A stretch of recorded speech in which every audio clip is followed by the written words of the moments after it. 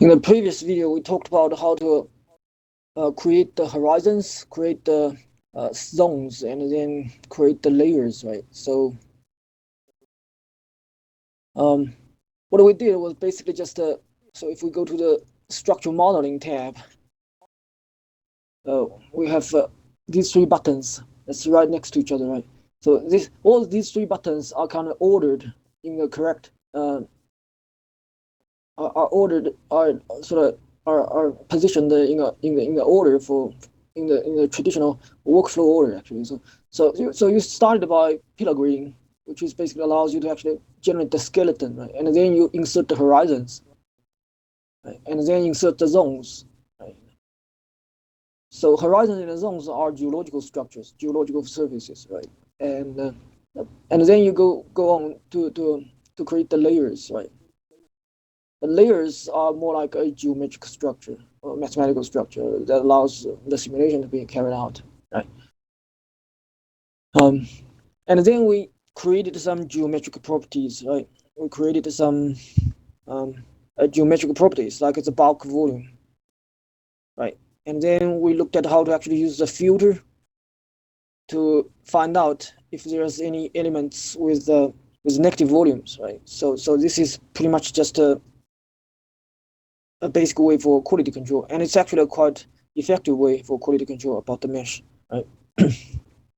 And then we looked at how to actually examine the internal structure of the mesh by using this kind of general intersection, right? Basically created a random line, and then we can sort of move this random line if we switch to this, if we click on this button, right? And then we can drag it and then rotate it, that kind of thing. And then we can sort of project this kind of a three-dimensional structure onto this particular intersection surface, and then look at the interior of our mesh and try to find out if there's any kind of problems.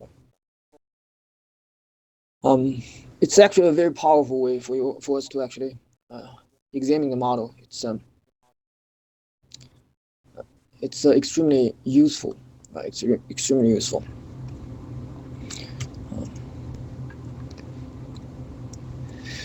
And the bulk volume is just one kind of a geometric property that we can use for quality control.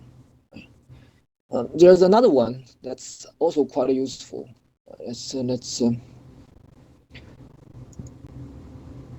Let's click on this button again, right? So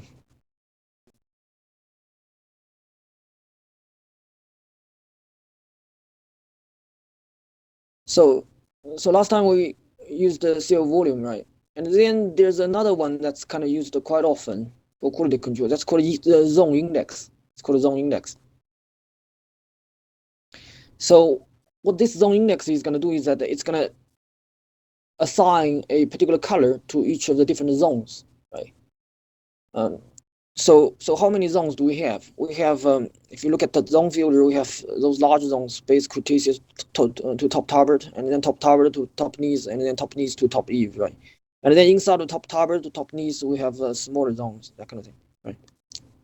So let's use zone index, right? And then let's choose from all zones in hierarchy. So this is actually a hierarchical organization of the different zones. You have smaller zones inside of the bigger zones. Let's click on OK. And now you have another property that's underneath the properties folder. For now, we're displaying the bulk volume, right? But you can sort of switch to zones, right? Let me turn off some of the. Let me turn off the faults, turn off the horizons. Maybe let's sort of turn off this whole projection thing, and then turn off this intersection also.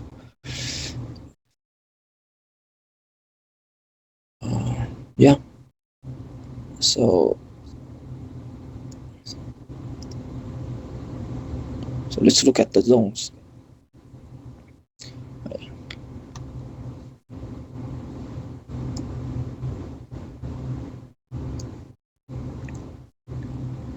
So different zones are colored differently, right? They have different colors. And let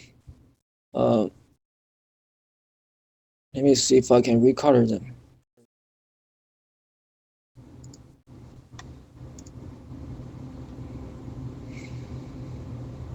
Oh, it's already, the color is already adjusted to the different zones, I think. Right.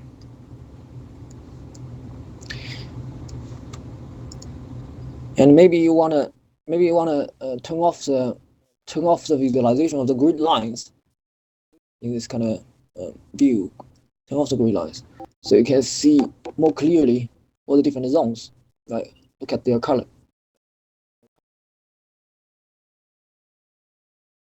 And this kind of property allows you to actually examine the mesh in a lot more detail, right? For example, you can sort of see the lower layer. This is the red color shows the base Cretaceous to top Tarbert. This particular zone, right? And if you can see the color that's from the underneath layer, then for this particular case, because base Cretaceous is like a erosional surface, so maybe that's true, right? Those spots might be true, right? But if you have your geological understanding about this whole region, suppose you have, suppose you know that this place is not supposed to see the lower layer, right? And then you can go back to re-edit the grid, right, to make sure that it's kind of consistent with your geological understanding of the region, right? One of the so suppose maybe let's give it a try. So for now, zone filter, everything is displayed, right? Let's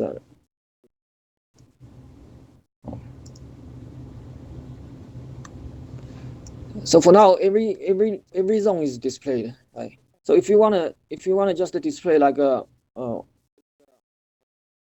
one zone, just the base Cretaceous, right?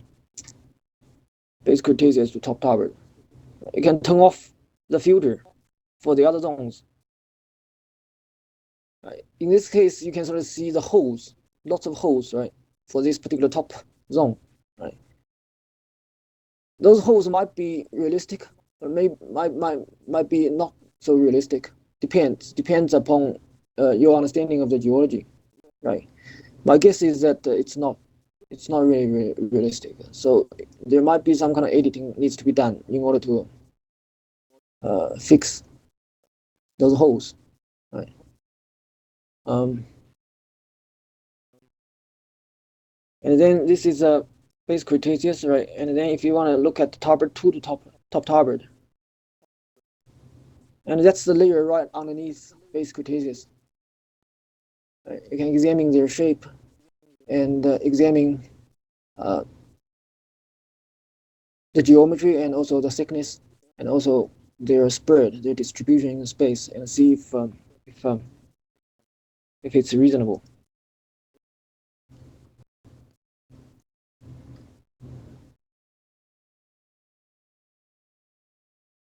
And you can look at each zone, one zone at a time.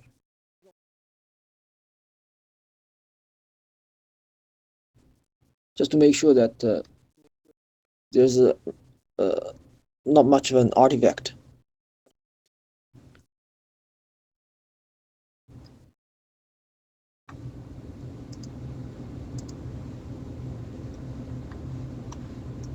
That's the bottommost layer.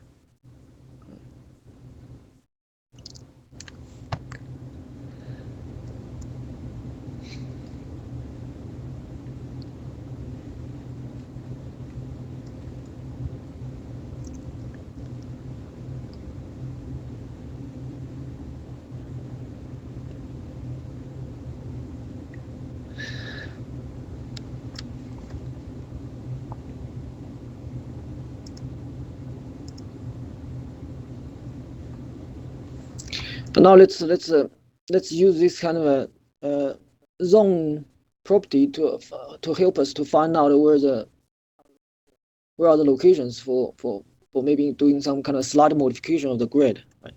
So in order to do that, let's display one of those I direction or J direction. Let's look at where the so this is a I direction, and then that's the J direction, right?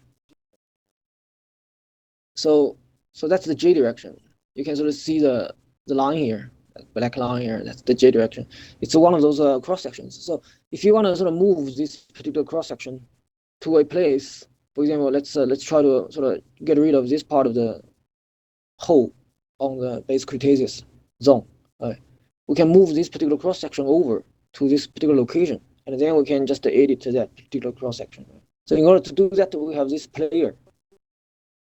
If you click on the player, and it's going to give you this intersection player and then grid player. We have to switch to the grid player, right? And then let's select the J direction. Make sure that the J direction is grid J direction is active. And at this point, you're going to see the buttons become active now. So now you can play it. So as you play it, you can sort of see the black line is actually moving over, right? When it actually reaches the location you want to edit the grid, you can just stop the player. Another way is to actually manually click this next grid intersection, previous grid intersection, right? So you can move the J line to a position that you would like to edit. And then maybe let's turn off this player, and then we can just turn off the zones, right? Turn off the zones property. Now we can see the particular cross section now, right?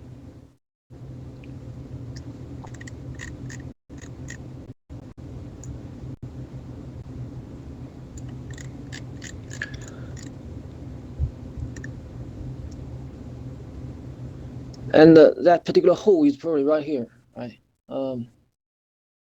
Let's there's a button called Edit 3D Grid, right? If you click on it, it's gonna give you this toolbox, right? This is a pillar. That's the pillar that's being displayed. So by default, this button is activated, right? It's called manipulate pillars shape points. But let's click on the next one, right? And this one is going to manipulate the horizon line nodes, right? Once you click on this one, you're going to be able to see this thing, all those shape points that allows you to actually control the grid lines, right? And then you have this box right next to it. So radius means if you move one of those shape points, 3 neighboring shape points are grid points are going to be shifted together. It's going to be affected also, right? So if you want to increase the radius of your influence, let's maybe increase it to like 10 or something, right? And then at this point, if you want to move this particular shape point, you can click on it, and then you're going to see this white cylinder and the white plate. It's just like the shape points on the pillar, right? If you want to move it up, then move it up a little bit, right? Maybe not too much.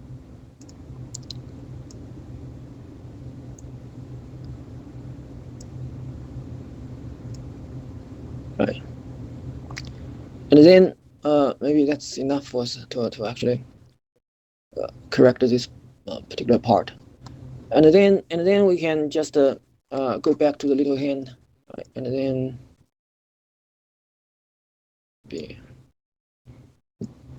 let's put the zone back. Let's put the zone index back. And then if we want to sort of take an overlook.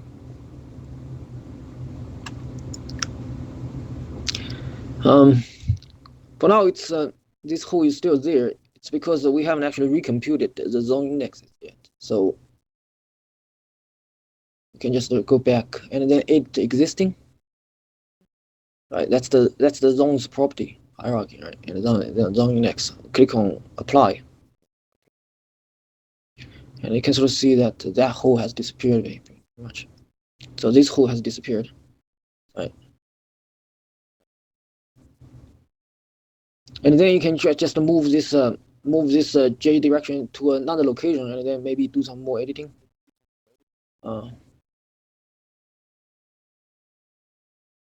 To correct the grid, right? This particular step of the quality control should have been done before we actually did the layering, right? Because we are essentially editing the horizontal grid surfaces basically, right? So this is supposed to be done before we did the layering, right? But now let's redo the layering. So all the configurations are still the same. We don't really have to change anything. And then we can just click on OK. So it's going to recompute all the layers. It's going to recompute all the layers. Let's turn off this. Turn off this J direction, and then let's put it back. Let's put the grid.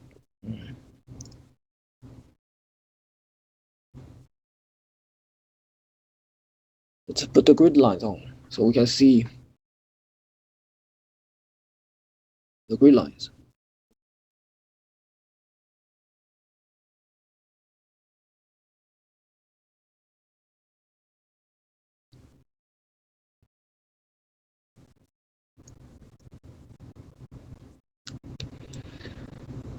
It might be a good idea to just make sure that all those smaller spots are also corrected. It's so let's just do a few more. Let's correct a few more of those. The reason that I sort of turn off the grid lines before do the kind of editing is because this kind of grid line, a grid I direction, grid I J direction. This looks like a black line actually. So if you have the grid line background grid line turned on, it's kind of difficult to detect the J direction, the J direction grid line, right? And then let's still go back to the player, and then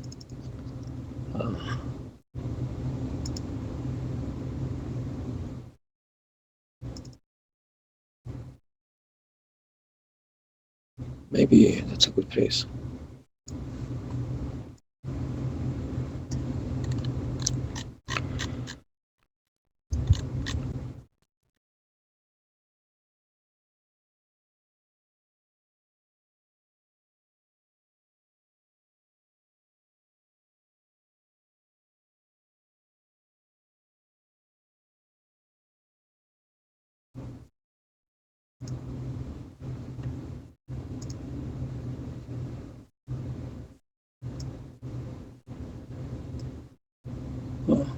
If I did something wrong, you can just redo. You have a redo button here, right? Maybe I should blow up the view a little bit.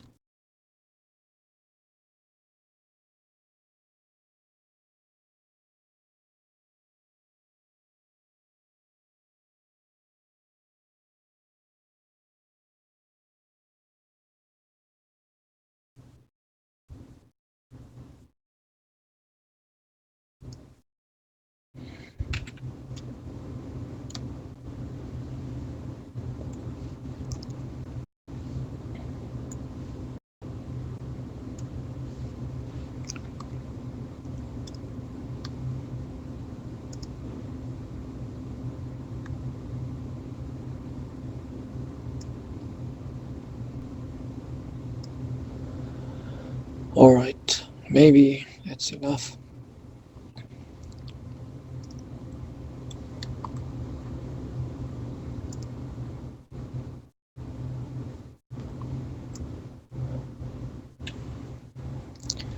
So don't forget to recompute the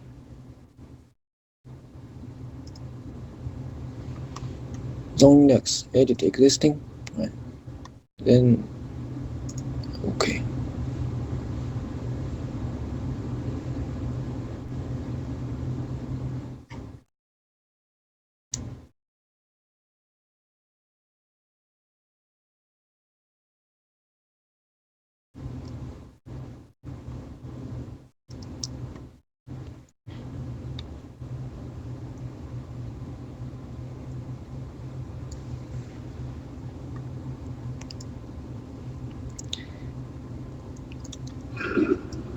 it's probably important for us to actually go through this particular step carefully and then make sure that the grid is indeed reliable before we actually do the next one.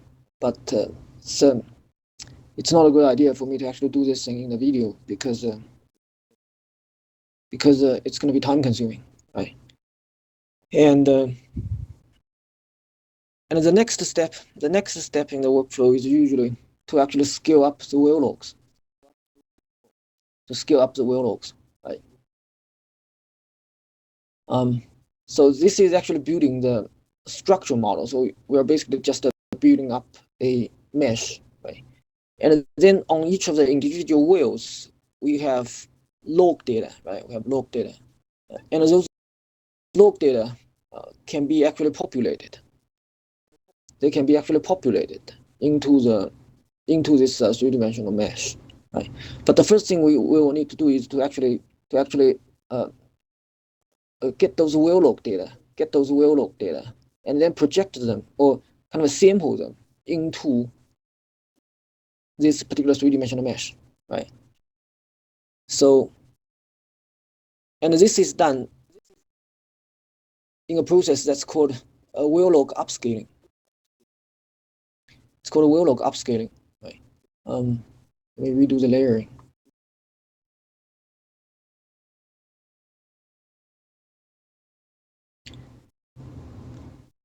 So for now, we are still inside of the structural modeling tab, right? But in order to actually do well log upscaling, we have to go to the property modeling tab. Once we clicked on the property modeling tab, the first button is called well log upscaling, right? And all those buttons are kind of laid out in the kind of normal or typical workflow sequence, right? So usually when we do property modeling, it's usually starting with well log upscaling, right? So let's click on well log upscaling, and then we're gonna get this particular dialog box.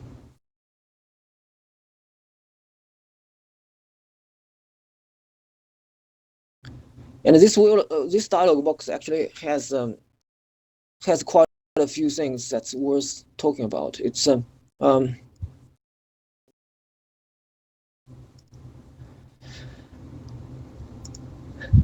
for now we have two geometrical properties underneath the properties of the 3D demo grid: bulk volume and zone index, zones hierarchy. These two geometrical properties, right? Once we have completed the well log upscaling, we'll be able to actually see a few more properties. For example, porosity, permeability, and those phases data, right? We're going to be able to actually see that. So what's the kind of usual sort of sequence or normal sequence for upscaling well logs, right? What we would like to start with is actually fluvial phases. We would like to start from a phases log, right? We upscale the phases log first. The reason is that once we have upscaled the phases log, we can use it. We can use that upscaled phases log to condition or to bias the upscaling of other curve logs. So you have a use bias option here, right?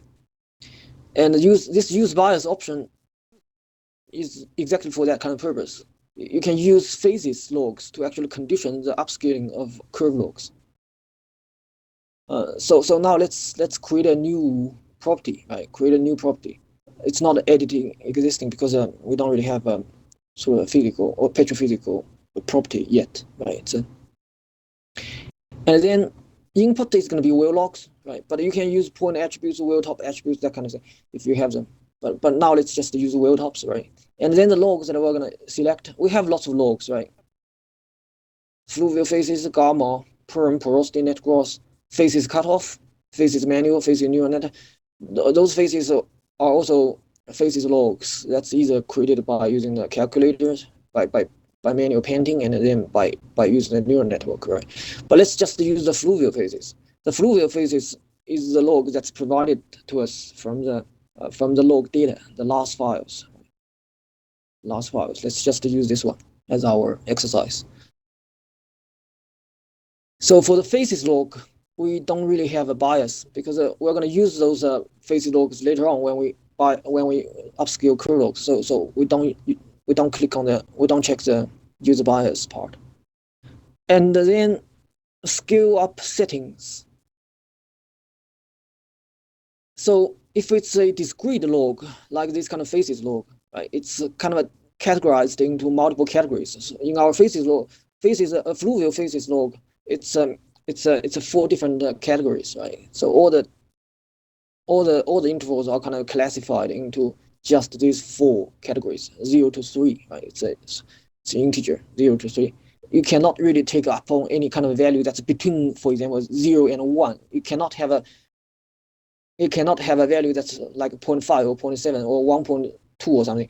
It's either 1 or 2 or 3 or some or in any case it must be an integer that's kind of used in the fluvial faces log, right? And if that's the case, the average method is usually most of. It's you have to select the most of for these kind of discrete logs, right? This is actually what we do typically, right? And then treat log. You have 2 options. One is called as lines, the other one is called as points, right? There are some slight differences.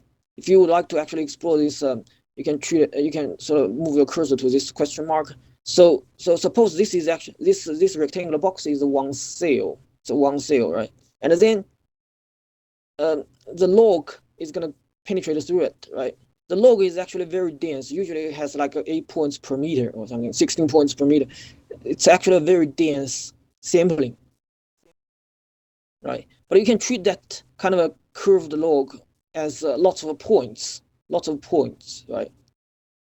And then if you select as points here, then the upscaling is just gonna use those points that falls into this particular cell to actually compute the upscaling, to compute the upscaled log, basically, right? But if you select as lines, then it's gonna take a look at the points that's falling outside of the cell, right?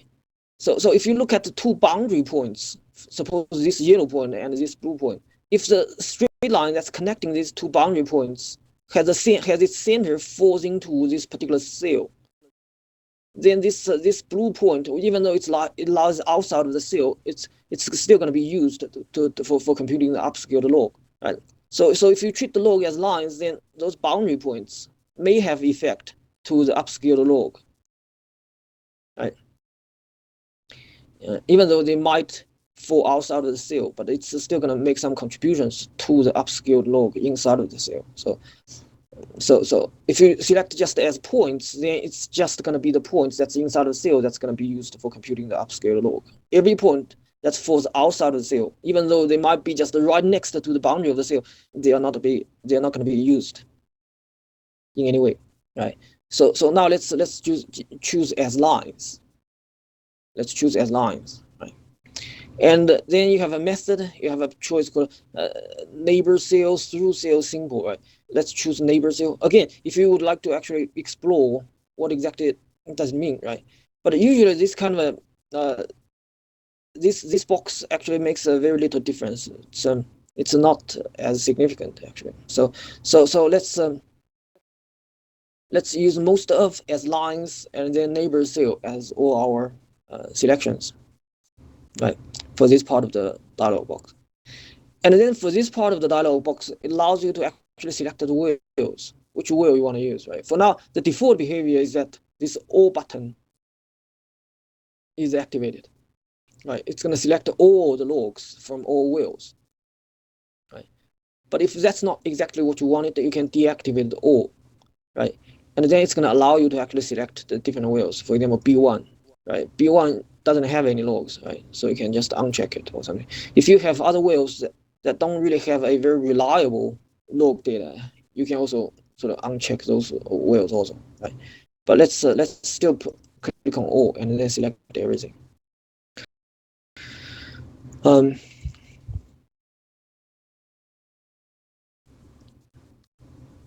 You also have this zone correction thing, right? But for this exercise, we're not going to use it. So now let's click on OK. Click on OK.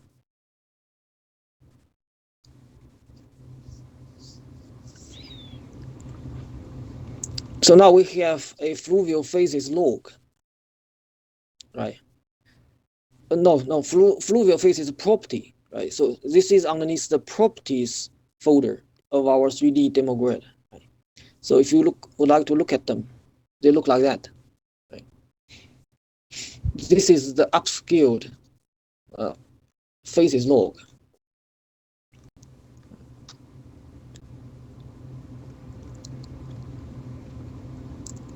And it might be a good idea to put on the color legend, so we can see what's actually the meaning of the different colors. Right? So gray means this kind of a background floodplain, and the yellow means channel sand. And then this is actually a histogram. It's actually the histogram that displays the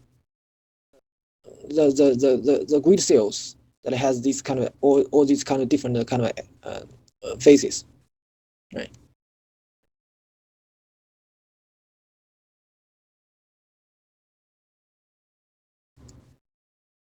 And if you would like to actually examine those properties in more detail, what we can do is to actually display them inside of a wheel section window. So we still have a wheel section window that we haven't actually closed yet. So if you click on it, it's going to open that wheel section window.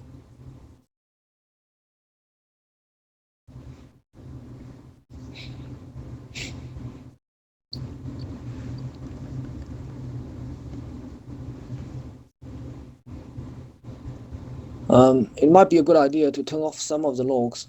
It's probably just too many logs.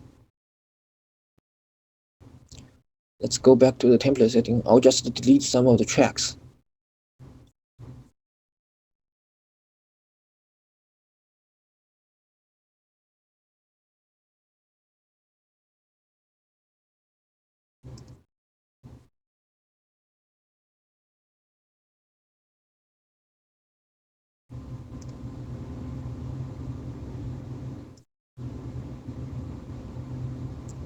And I'm gonna sort of rearrange the ordering of, I'm gonna move the fluvial phases track to like at the bottom. So I can sort of display them all together.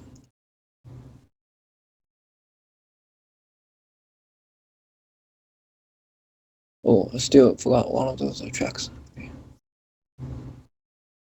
World D, Plan Z. Still delete this one.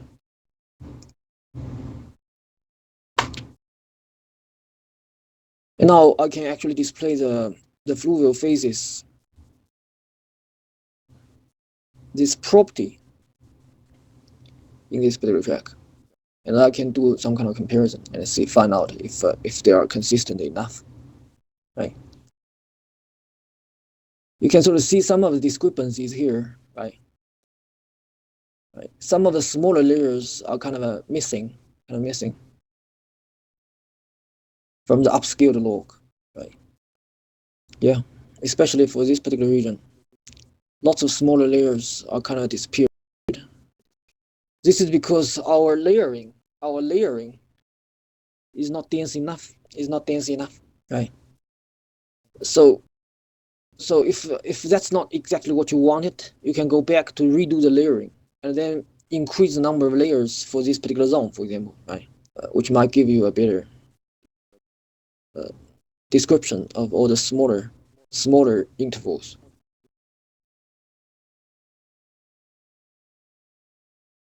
And this part might be okay because it's not changing too much. But again, smaller layers are missing. Those small, especially those smaller thin layers, right? They're kind of disappeared. Right. Maybe our layering is like it's too coarse. It's just too coarse. We probably just need to make the horizontal layering a lot denser to capture all those smaller layers, right?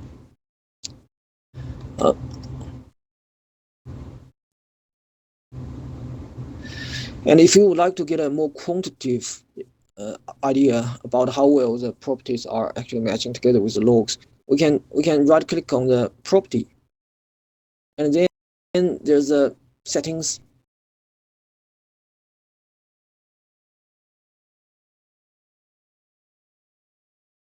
One of the very useful tab is called the histogram tab. Right? So this histogram tab is going to tell you the kind of relative percentage or sort of distribution of all different kinds of faces in the model on the upscaled logs and then on the raw whale log data. So each of them actually corresponds to a different color. So if I activate this button, it's going to display this blue column. This blue column is for the volume, basically. Show entire property, you can look at it. And then this button is the upscaled whale log. That's the data that's being displayed here. These are the upscaled whale log data, right? That's the green column that's in the middle. And then this is the raw whale log data, right? And basically, what you would like to have is that the three different columns are kind of more or less at the same height, right? For all the different kinds of phases. So 0, 1, 2, 3, that's 0, 1, 2, 3. So channel margin doesn't actually have any kind of a representation here, right? So 0 means what? 0 means background flat plane, and then 1 means channel's end. So these columns are these columns are actually grouped in this particular ordering, right? So 0 means background flat plane, 1 means channel's end, 2 means Levy's end, and then 3 means crevice splice end, right? So what you would like to have is that these three different the columns of the three different color should be more or less at the same height for the same kind of lithology. Right? That's what you would like to have. Right? So if I go back to the structural modeling and then layering, photo base cell thickness, let's change 50 to like 10 and see if there's any kind of change, right?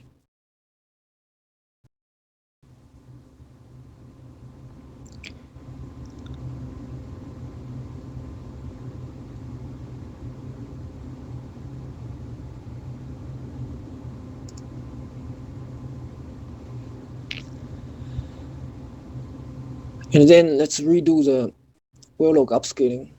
So whale log upscaling. Yeah, we're gonna edit the existing. It's not generating a new one. We're gonna edit just the existing one, and then everything as it is now. Click on OK.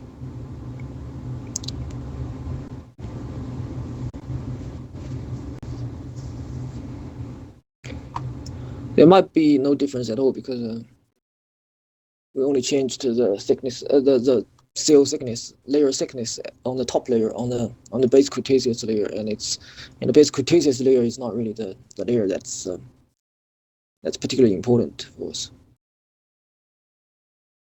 But let's look at the histograms again. Did not change too much. But anyway, this is one of the things that you can use to actually make those adjustments.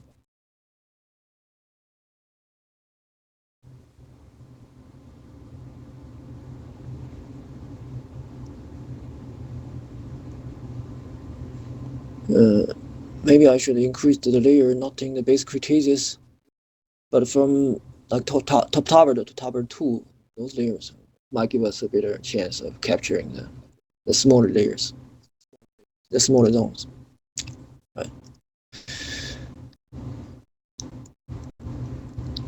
And then that's phases logs, right? Once we have finished upscaling the phases logs, if you are kind of satisfied with the result of the upscaled phases logs, we can use the phases logs to actually condition the upscaling of other curve logs like porosity and permeability.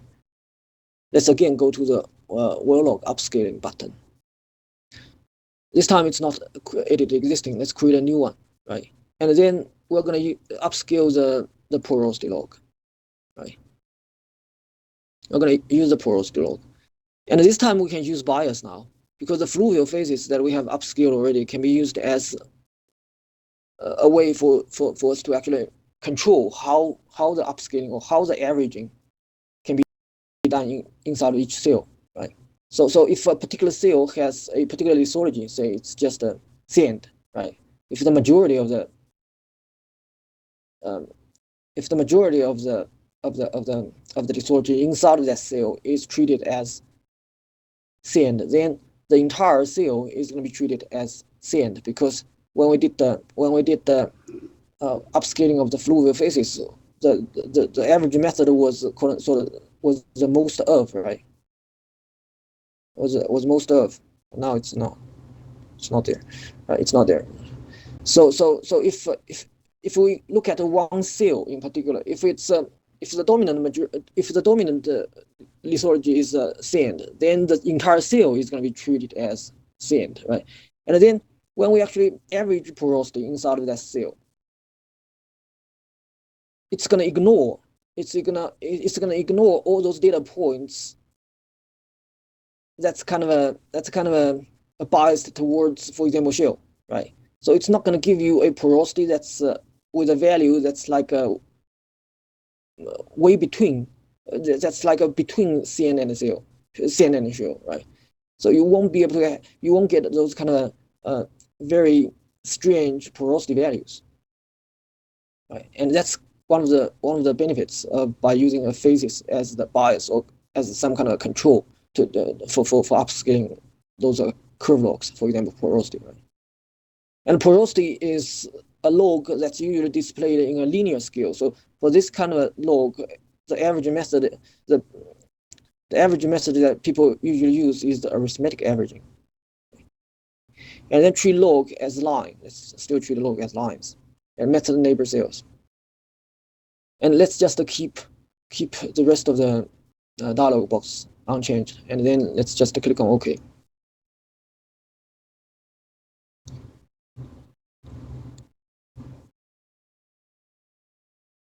And now we have a new property for our 3D demo grid. That's porosity. If we want to display the porosity logs, it doesn't have any kind of color. That's because we didn't actually. So let's adjust the color table. Yeah, now we see the color, right? Maybe it's a good idea to put down the color legend.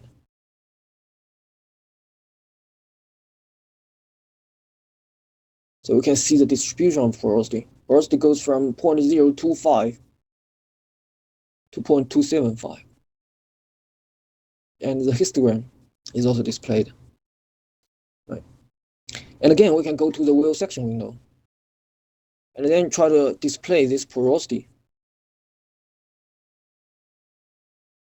Let me see if I can directly add it to a particular track.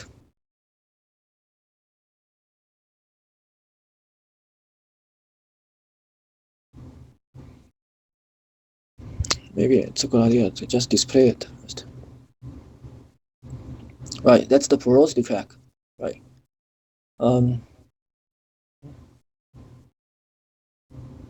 Where's my porosity track? Oh, yeah. That's my porosity track, right? And then we also have a porosity curve that's kind of displayed right here. So one of the things that we may want to do is to put them together, right? Put them together. In that case, you can go to the template settings.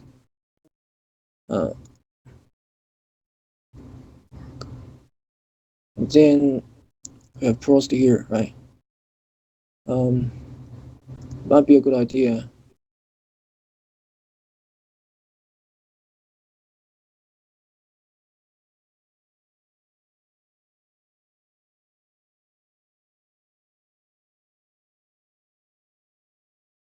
Let's just make a copy of it, right? No, it's not. It's not allowing me to make a copy of it. So let's just drag it over.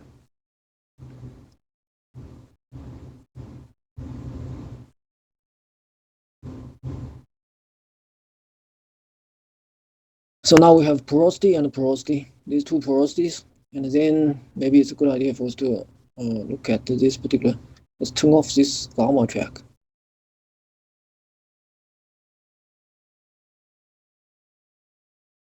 See if that's what exactly we wanted to see.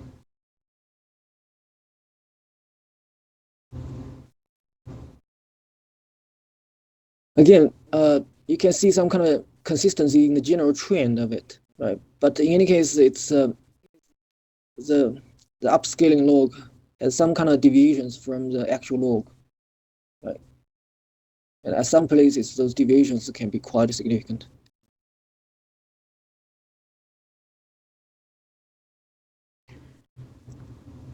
For this wheel, it might be slightly better, but oh, the deviation here is like not so good. Quite big, right? Quite big.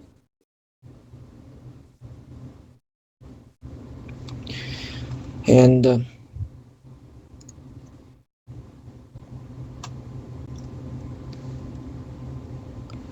if we want to sort of look at the histogram again, let's just look at the histograms.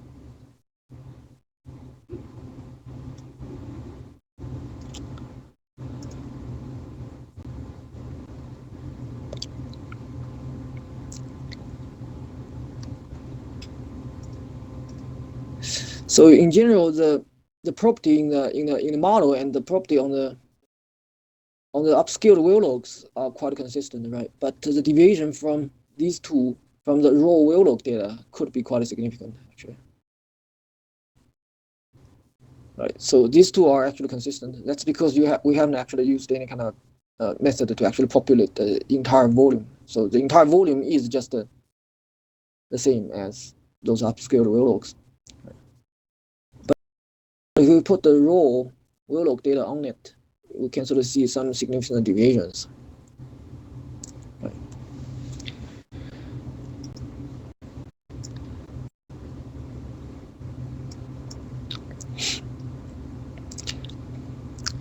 And one more log that we need to actually upscale is the permeability log, right? It's the permeability log. Let's create another one. That's the permeability, not the porosity, permeability.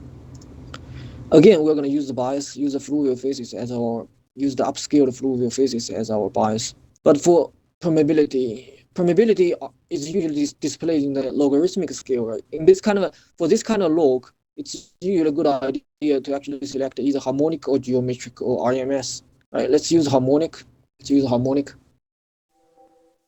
And then let's treat log as lines, and then let's keep the rest of the boxes unchanged, and then let's just click on OK.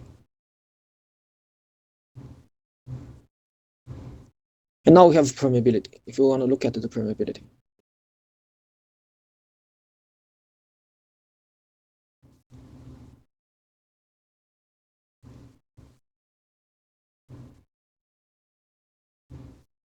So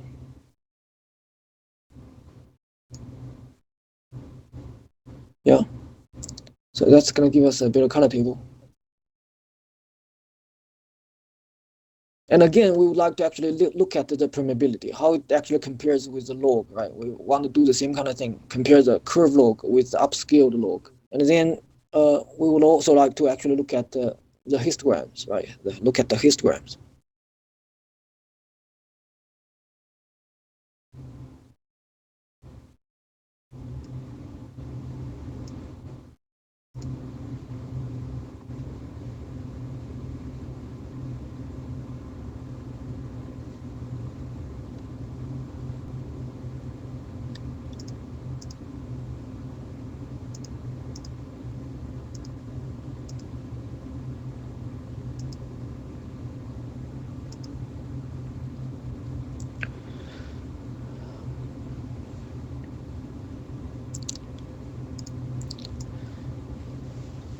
And that's a wheel log upscaling. And in the next video, we'll try to actually populate the entire model with the fluvial phases with fluid phases data and porosity data and permeability data, right? Which essentially involves some kind of interpolation and extrapolation. Right? And Petrel actually provides lots of different algorithms for us to do that kind of thing in a systematic way.